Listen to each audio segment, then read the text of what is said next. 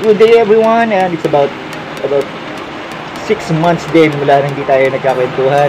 Biglang busy dito sa ating shop. Marami mga pagsubok na dumating at nag-focus tayo muna makarecover sa negosyo. At ngayon, umuulan. Medyo nakapaglinis kami, nakapagligpit kami. So, one thing din na kapag wala masyadong ginagawa, gawin pa rin natin productive in a way. Gawin naman natin magligpit tayo, mag-organize tayo ng mga gamit. Kita nyo, nahimik kami ngayon kasi malakas yung ulan sa labas. At dahil dyan, nakapagbasa-basa ako ng mga comment ng ating mga masugid na subscriber at nagka-idea ko. So, ang topic natin ngayon is about business permit. Specifically for our repair shop, yung mga gusto magsimula, mga nakapagsimula na pero wala pang business permit. Ano ba yung mga dapat na kunin at babasahin natin, masagutin natin according do sa mga tanong ng ating mga masugid na subscriber. So, sana may share ako sa inyo ngayon. Itong pagkipagkipituan. Welcome to Marty's Repair and Maintenance Shop. Pag-usapan natin. Tara.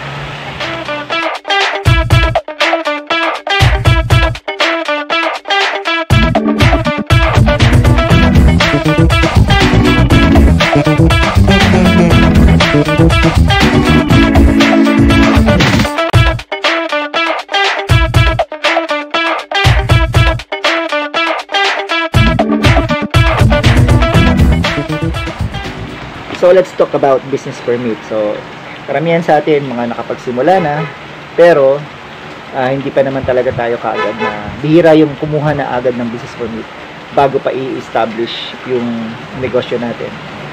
Bihirang-bihira yon kasi kung mapapanood yung mga previous vlog ko sa pagtatayo ng repair shop, nag-i-start naman kasi talaga tayo as a hobby, DIY lang, and then we'll discover na profitable pala ito and so on and so forth. Tinutuloy na natin ito dahil nakita natin yung opportunity, yung possibility na kumita tayo hanggang sa maging negosyo na natin ito. So,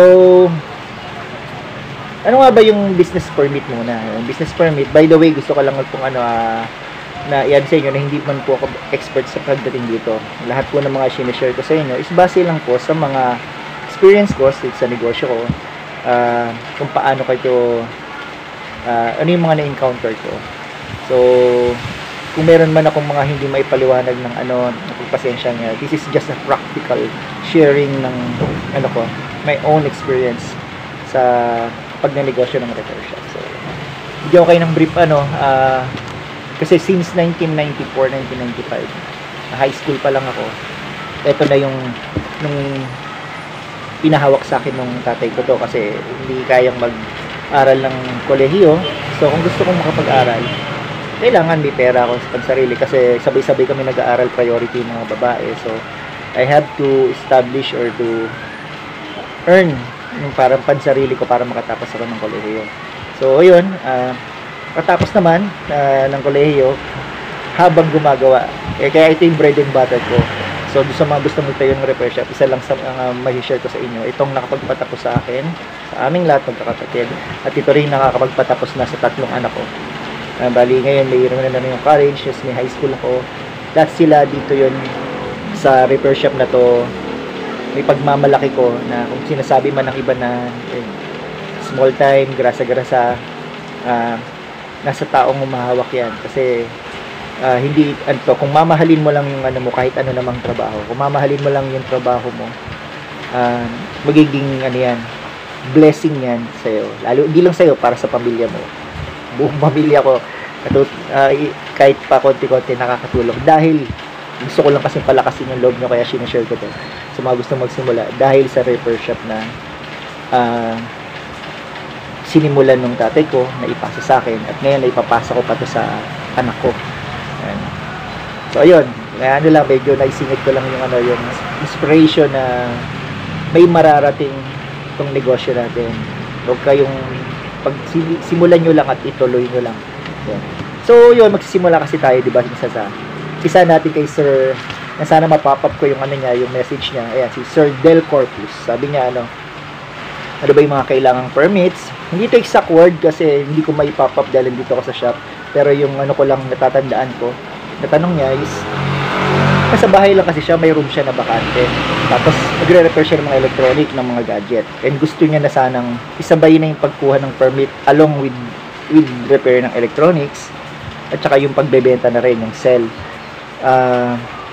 Sa bahay lang siya pwesto. So, tinatanong niya kung ano yung permit na i-apply niya. Ganito yun. Based on my experience, sa una, kasi ako meaning ko sa inyo for the first 5 years ng negosyo namin kasi nasa baba. Same here. Yung garahe lang sa baba ng bahay namin, yung labahan. Actually, di garahe, wala kaming sasakyan. Yung labahan is, ano lang yun, ginawang shop. Hindi pa nga mukhang shop kasi parang naglagay lang kami ng maliit na mesa. Tapos, ang upuan pa namin that time is yung upuan ng panglabahan ng nanay ko. Tapos, yung mga kapitbahay, nung nalaman na, kasi ang tatay ko is an electrician sa bahay. Kung nakuha kasi siya way back before ng training sa Meralco, so mayroon siyang knowledge sa kuryente. At nung may mga nalaman na ano siya, na gumagawa siya ng kuryente, yung mga electric fan at washing machine dinadala sa bahay namin. So, pag walang ginawa yung tatay ko, nire-repair namin. Nakaranas kaming kumita. For the first 5 years, kumikita na rin kami kahit paano. Hindi pa siya totally siya, parang ano lang. Kamwat may lang, kung may dumating, okay lang, gano'n lang. Wala naman pa kami kaagad-agad na ano, na business permit. Up to the time na nakita namin profitable talaga. Kasi yun ang pinaka ano ko dito, ang pinaka ini-emphasize ko na testing lang muna. Hindi naman kailangan kaagad maglabas ng ano, ng kumuha kaagad ng permit. And once na nag-decisionan mo na, umpisahan muna natin sa barangay business permit. Lalo na nasa bahay lang naman tayo, wala naman tayo sa commercial establishment. Not unless na sinimulan mo to, you put your business, talagang meron kang sapat na puhunan, meron ka talagang pondo, and you have the concept na kung magsisell ka ba ng merchandise or magpo-focus ka sa repair, at nasa commercial establishment ka, you have no choice but kumuha talaga ng municipal business permit, BPI, and the BIR, kasi kailangan mo na yung requirement na yan, kumbaga, andun ka na sa level, sa bracket ng na kailangan mo na yon.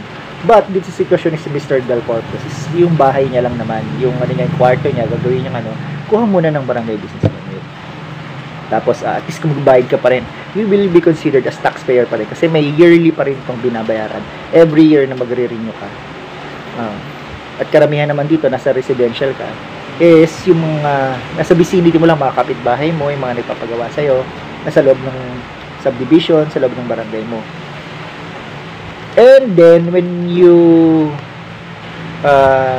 put up an expansion, sabihin, nag-branch out ka na, lumipat ka na sa mas malaking pwesto, doon mo na gawin yung sinasabi kasi kumuha ka na ng all the business requirements that that is required by the government.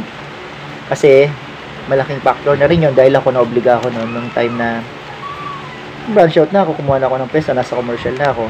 Tapos may mga kliyente na humihingi na sa'yo ng OR. Minsan hindi kayo makapag-engage. Sa mga experience ko is nakuha ko yung isang eskwelahan, isang private school. So lahat ng electric pan nila doon akong exclusive sa akin papagawa. But they need an official receipt. So, doon na ako nag-invest kasi sure na yung ROI ko or yung return of investment ko na kung sakaling gumastos man ako, di ba kahit sa negosyo, in order to earn money, you have to spend money. So, yun. And it's a wise investment naman na kumuha na talaga ng necessary permit and all the requirement dahil sure thing na babalik naman yun. So, yun, bali wise dahan-dahan yung ladderized step lang sa pagkuha ng para naman kasi kung hindi pa naman kumikita, hindi pa profitable yung business, konti-konti lang pa, isa-isa lang, tapos kukuha kagad tayo ng municipal na which is, bigyan ko na kayo ng idea, nung initial na kinuha ko yon, may pinalakad ko, may humigit sa 10,000 yung ko kasama yung bayad sa sa yung tagalakad. Pero kung personal mong kukunin, around 5,000 to 7,000 lang siguro aabutin here in Quezon City, ha.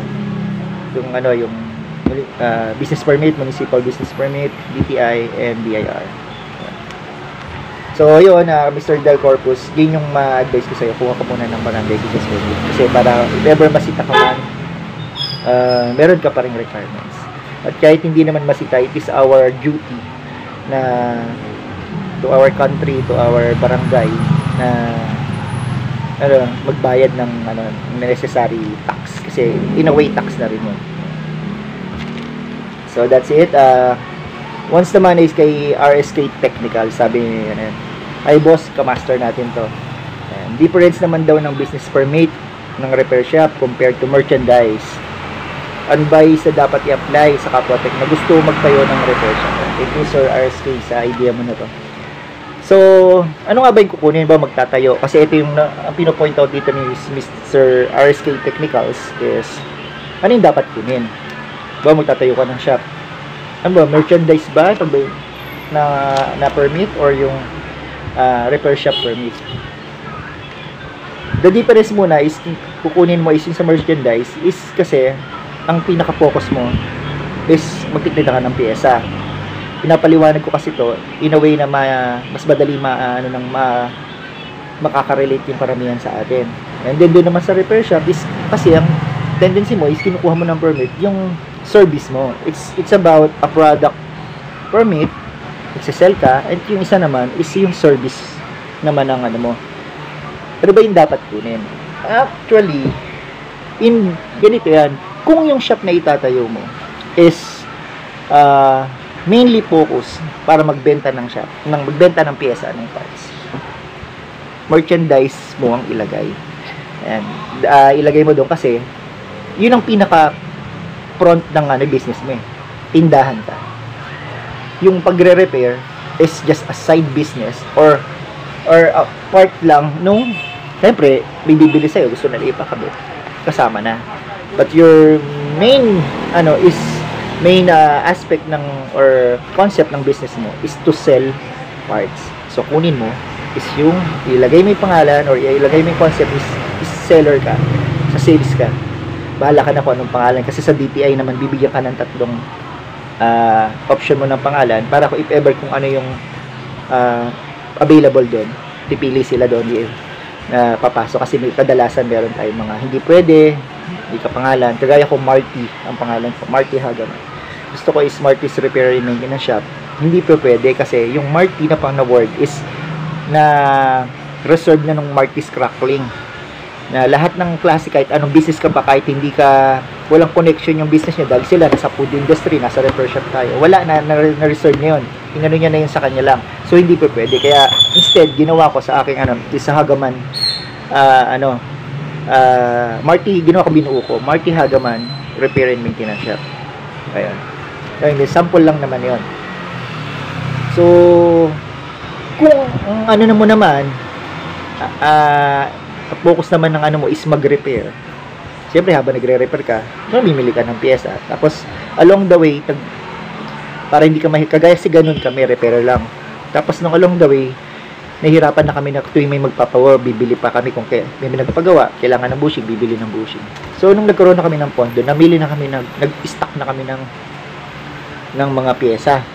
At unti-unti yung mga kapwa natin technician, dumarating sila, bibili. So nakita na, wow, profitable to maganda yung tubo, dagdag dun sa sa repair na income. Hanggang sa naisip na namin na nag-stock na rin ng mga pyesa dahil yun nga maganda nga, dahil yung idea naman nakukuha natin through experience.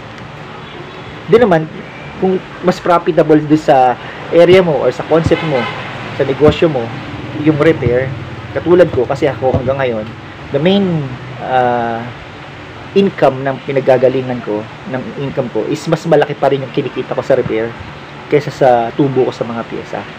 At sa iba naman, mas malaki yung pondo nila yung nag-focus sila sa tindahan kasi hindi rin talaga biro, million yung kailangan kung talaga magtatayo ka ng kumpleto, yung asin talaga major supplier ka. So wala pa naman ako sa ganung dahil mas nakapokus ako sa pagbabranch out ko ng mga shop ko sa repair pa rin. Pero meron pa rin tayong mga pyesa na meron tayong technician price na kahit konti lang kasi kapwa natin technician yan. At meron namang price na talagang mas malaking kumikita is dun sa resale or retailer sale lang. Yan. Yun naman, kukunin naman natin, kagaya ko pinangalan ko is Marty Hagaman Repair and Services kasi nga repair yung focus ko.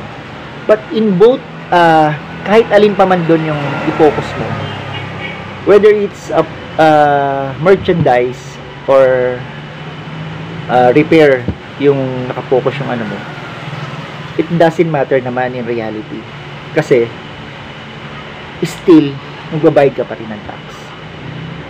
Ang pinagkaiba lang naman dyan is on merchandise, your item or your product is your main source of income, while while naman sa service, ang product mo is yung service mo. So in both ways, kahit alin dyan yung kunin mo, as long na meron kang permit at nagbabayad ka ng tax, it will doesn't matter na. Baga, in reality, hindi naman na tinitingnan yun. Basta chinek sa'yo, may negosyo ka, may pwesto ka, mayroon kang business mate, nagbabayad ka ng tax. That's the pinaka bottom line nung topic natin. As long na required na, kuha ka na. Yun lang.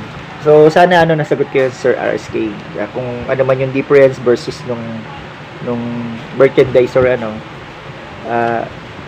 nasa depende na kasi yun sa priority mo. Kung masaan mas nakapokus yung mo. Kasi in both ways may resibo ka pa rin diyan. Kung service man ang kinuha mo, kailangan mo pa rin naman magresibo, di ba? Lalo na may mga nagpagawa sa iyo. If merchandise ganun din naman riresibuhan mo rin sila. Hindi naman doon rely yung kung service ka or product ka. Nakara doon is kung magkano yung kinita mo, the part of it or the percentage of it will be shared, should be shared to the government as a requirement. So, yun lang po. So, sana sagot ko yung may share ako sa inyo, Sir Del Corpus and RSK Technicals, and we will address naman yung iba pang mga mga ibang subscriber natin na mga question nila. So, God bless everyone. Thank you. So, and tuloy pa lang po natin yung pagnenegosyo. Salamat.